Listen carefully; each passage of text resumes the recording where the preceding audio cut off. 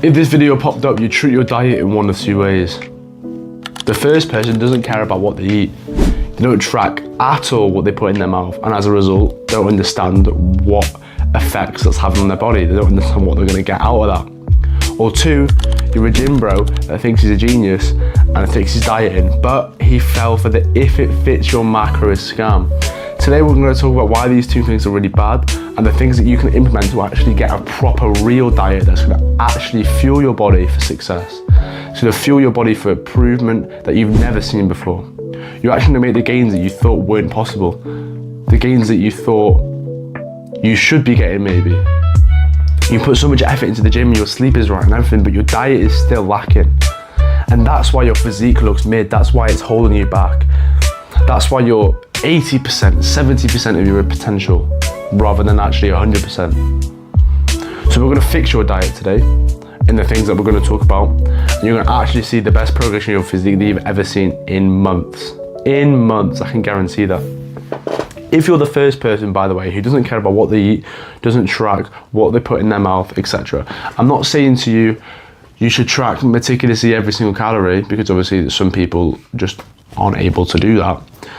But at least having an idea of the calories that are going in, the calories that are coming out, like at least knowing some things and having some idea of what's happening. If you don't have that, how can you expect to know what result you're gonna get? How can you expect to know it? What isn't measured isn't managed. How are you gonna understand that, oh yeah, I'm gaining weight right now, but you don't know how much you're actually eating? It doesn't really make sense. So at least having a good idea, depends how committed you are to this. If you're super committed, obviously track loads. If you're not, suffer worse results, I guess. If you're the second person and you fell for the if it fits your macro scam, I'm sorry to come around and tell you this, but unhealthy food is unhealthy. I don't know if you've ever heard that before, but that is just the case. If you go around to the 6-time Mr. Olympia winner, Sebum, he even says this.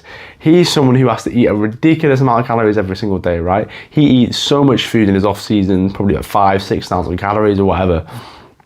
He still eats whole food. He doesn't eat this bullshit because it makes him get the calories in.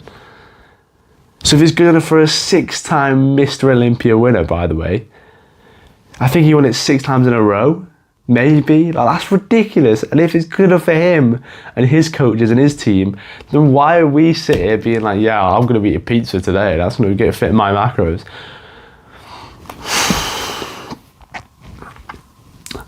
And we're gonna talk about today how unhealthy foods can actually cause increasing cortisol and other things and other hormonal changes that actually allow you to hold on to more fat, which is insane, no matter if you're on a cut or a bulk.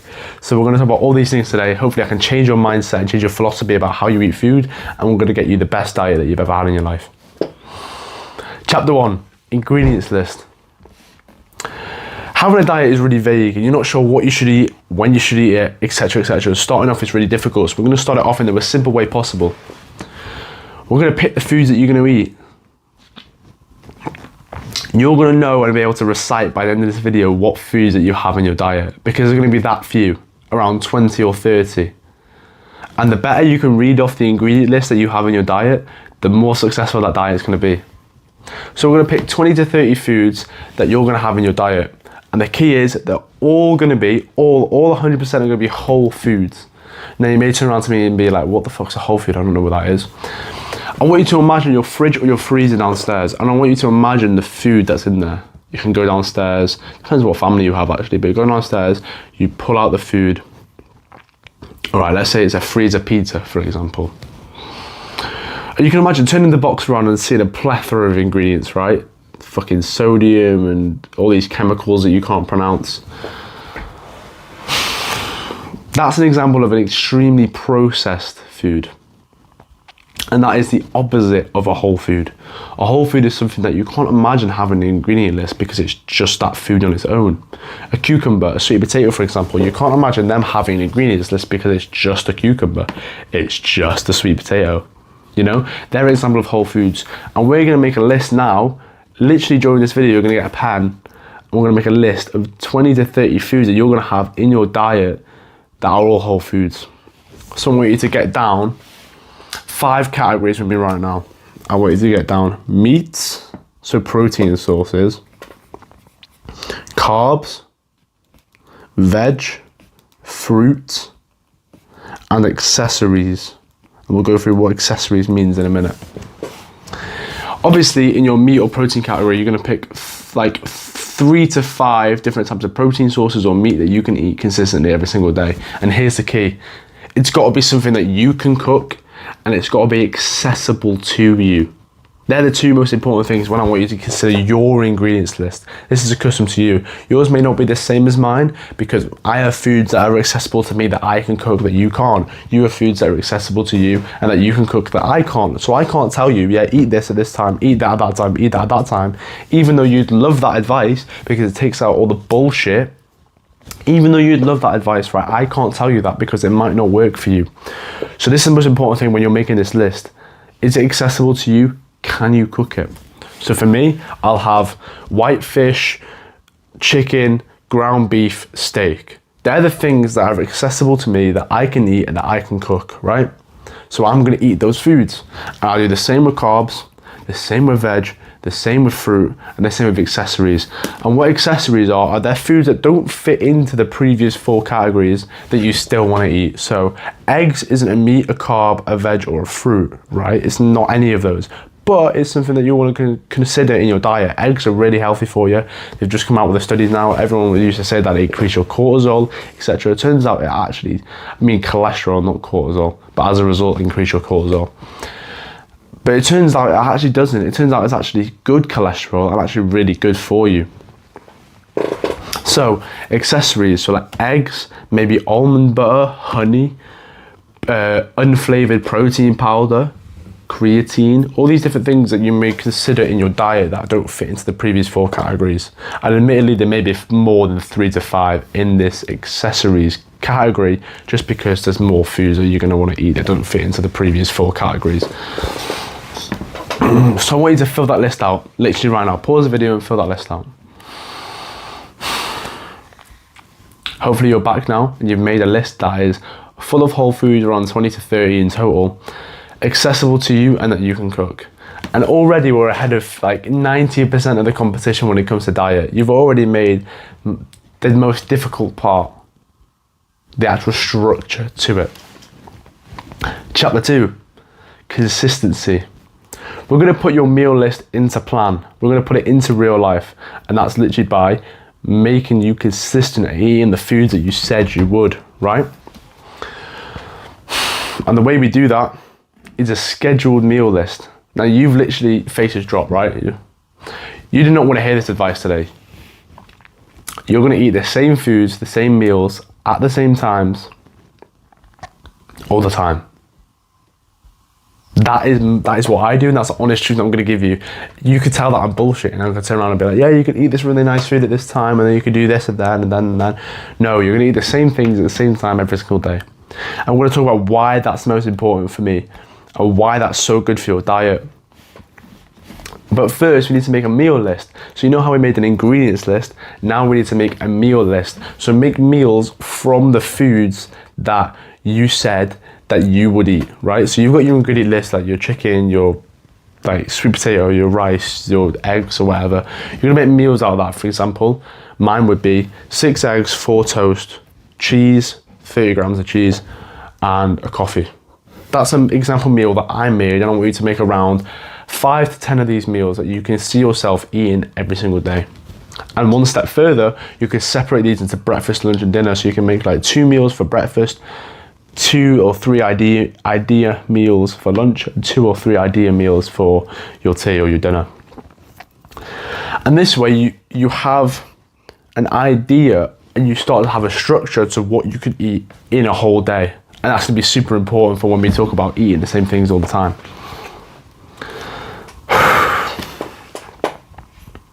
Make these nice, by the way. I want you to make these nice because you're going to be turning around and be like, oh, what, eat the same things at the same time every single day? Wouldn't that be really boring? Wouldn't that, I get sick of it? If you make them really nice for you, you're not going to get sick of it. You know how people talk about, oh, there's one meal that you can eat for the rest of your life. That's because it's really good. And if you make these meals not only really healthy but really good at the same time, it's going to allow you to manage it and allow you to eat the same things at the same time. I've been doing this for months, right? And I'm not fed up because I made the meals really nice. A little bit of cheese and the eggs makes it a lot less bland for me and makes it a lot more palatable, and I really like it. So I've not stopped eating my 6 eggs every morning because I really, really enjoy it. So we're going to eat the same things at the same time every single day. And to do that, we're going to make a meal schedule. So I want you to think, right, what time do I usually eat in the morning, dinner, and in the evening? And I'm going to like maneuver the rest of my schedule around it, right? So I'm going to eat at 11, I'll eat at 3 p.m, I'm going to eat at 7 p.m, right? That's just an example. You can have more meals if you want, less meals if you want, it's up to you, right? And you're going to eat the breakfast meal that you've chosen at breakfast, the dinner meal at dinner, and the tea meal at tea, right? Simple as, right? And then you're just going to do that for the rest of your life. You know, you've made a couple of extra meals in your meal list, so if like say you don't have chicken in that day, you can replace it or whatever. You have like a substitute that's still really healthy, that you still really enjoy. And this is how you're going to actually achieve your goals. It's really interesting, right? When I found out that when you eat the same things at the same time every single day, it reduces your body's cortisol and body's stress, right? Because if you think about it, when you're eating at the same times, and especially the same foods, this is what your ancestors were doing. Your ancestors would usually routinely go out, find some food at the same time and eat at the same time, right? And they would only eat what's available to them, which was particularly all the same things, the same prey, the same plants, the same berries. So your body had to get used to and adapt to eating the same things at the same times. And here's the interesting thing, when it didn't eat the same things at the same times, it spiked the body's cortisol and stress, because back 100,000 years ago, when it didn't eat at a specific time, it was usually because, oh, there's a lack of prey, a lack of food. Why is this happening? Maybe because there's a disaster or you're being hunted or whatever. There's something that you're usually quite extreme going on that cause you not to eat at the same time in the same day.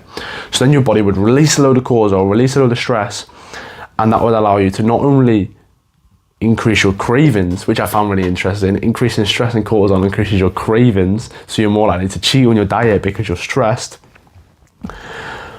It would also hold on to more fat, because protein can't be used by your body as an energy source, or it can be, but it happens super late. You have to break down the protein into the amino acids, you have to remove the amine group, which gets released into your urine, and then you also have to use that and put it back into your body system cycle. Like, I go into it all, but it's an extremely long and like taxing process to turn your protein into an energy source. However, with fat, it's actually super easier. You just have to separate the lipid from the fatty acid tails. The fatty acid tails goes into the energy system at an earlier point, so it takes a lot less energy to turn your fat stores into energy source. So your body will hold on to fat and expel protein in times of where you're not eating at the same time every single day, when your stress increases. And this is because your body wants more energy to survive without food for longer, because it's assuming that there's a shortage of food when you're not eating at the same time every single day. So that's the beauty of being super consistent on it. It not only builds your consistency and turns it into a habit. When you eat at the same time every single day, it becomes like autopilot and turns it into a habit. It also reduces your cortisol and stress, which is then going to reduce your cravings and reduce your body's ability to hold onto fat, whether you're bulking or you're cutting, which I think is ridiculous. Just by the times that you eat changes how much fat you hold in your body. I think that's fucking ridiculous. And like we said, won't it be boring? Won't it be boring at the same time every single day? Make them nice for you, palatable for you. You won't get bored of them. It's that simple. Chapter 3, macro and calorie goals. So you've got exactly what you want to eat. Now you need to figure out how much of it you're going to eat for your goals. I've got a bulking and cutting guide on my channel, so if you search that out, bulking or cutting, you're going to understand what a calorie surplus is, what a calorie deficit is, and obviously that's the terminology that I'm going to use. Now, if you're in a calorie surplus, you're going to eat more than your maintenance. So find out your maintenance. Either use track your weight regularly or use a calculator app. My maintenance is 2800, so if I'm bulking, which is what I'm doing right now, I'm going to eat around 3000 to 3100 to stay on a steady bulk, right? So that's my calorie goal done already. Depends on the goals that you have. That's my calorie goal done.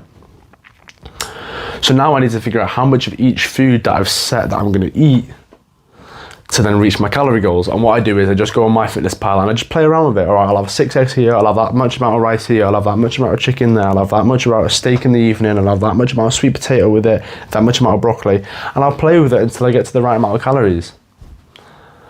It's just that simple, and then I'll eat it. And if it's too much, I'll add another meal in and I'll split it up, and if it's fine, it's fine. So I'll just play around with it. It's all an experiment at the start. You don't have to get it perfect at the start every single time. Just play around with it on MyFitnessPal. That's typically what I do. And then see if you can eat that in a day. If you feel like it's too much and you're not going to be able to stay consistent, say split from 3 to 4 meals. Make each meal a bit less in volume. You're going to be able to eat it. And then you're going to get your calories in, right?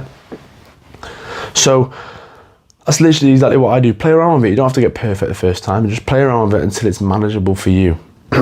Now, you've got your macronutrient goals. So you want 0.8 to 1.2 grams of protein per pound of body weight. I said 1.2 instead of my typical advice of 1 gram is because too much protein isn't going to be harmful for you.